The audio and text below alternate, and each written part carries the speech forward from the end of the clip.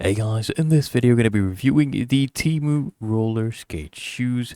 Now they have a bunch of different options. What I suggest you go for are the ones that have sold over 10,000 pairs at least. Okay, this one is available in both pink and black with these LED colors. If you don't like these, you can go for these kind. They have different colors as well. The sweet range is about, 13 to 20 pounds, usually 17 pounds. You get a good deal. Okay, you don't have to go with these ones. They are a bit pricier and they don't have that many reviews. So you can go for these. They're actually pretty good quality, right? So as you can see, if you even come down here, you'll see they have free shipping, okay, free returns, and the quality is pretty good, right? So you can go ahead and trust that. There's very, very few bad reviews for this one.